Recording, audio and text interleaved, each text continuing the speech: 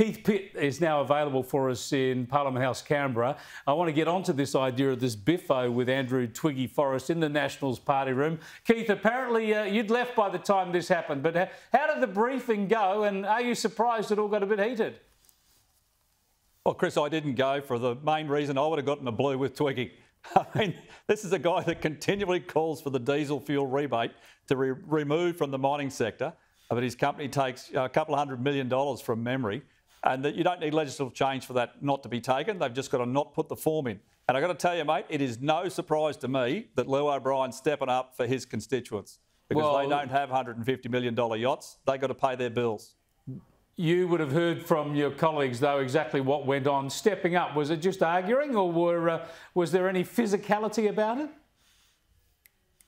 Oh, well, I'm advised there's none of that. But, you know, I think the name-calling got out of hand.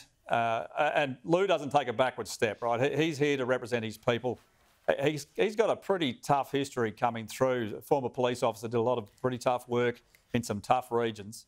And the idea that everybody's got to pay more than they can afford, well, that's something that he opposes, and he opposes it strongly. So it's no surprise to me whatsoever, and I expect him to do it again. Yeah, well, I'd be happy to have a Thursday wrangle with Llew O'Brien on one side and Twiggy Forrest on the other if we could organise that. Now, I don't think it's going to happen, though. Just on the substance of this, though, I mean, I was staggered by what Twiggy Forrest was saying on Monday at the National Press Club. Now, on one level, it's just the absurdity of it, because we all know the transition to a net zero economy is massively difficult. It's not been done anywhere in the world, and all the technical advice, even from the International Energy Agency, now says it's impossible on current technology. So even putting that to one side, just the hypocrisy, because this man has turned himself into a multi-billionaire by exporting exporting iron ore. And the only reason that iron ore is valuable is because you use all these fossil fuels to turn it into steel.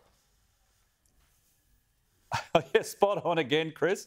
And I'll give a shout out to the people at FMG. They're working hard for Australia. They're paying their taxes.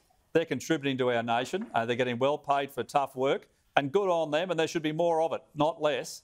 But the idea that you're going to cover great swathes of the country with solar panels and wind turbines, and look at that report in Victoria that's now been withdrawn. 70% of agricultural land, and I'm advised that Mr Forrest said, well, farmers can just go and buy another farm if that's the one that's impacted. It's not that easy. And if you lose that much land, well, guess what happens to the price? It goes through the roof. I want farmers producing food, and I want power stations that produce power that is reliable and affordable, and that is not Labor's proposal whatsoever.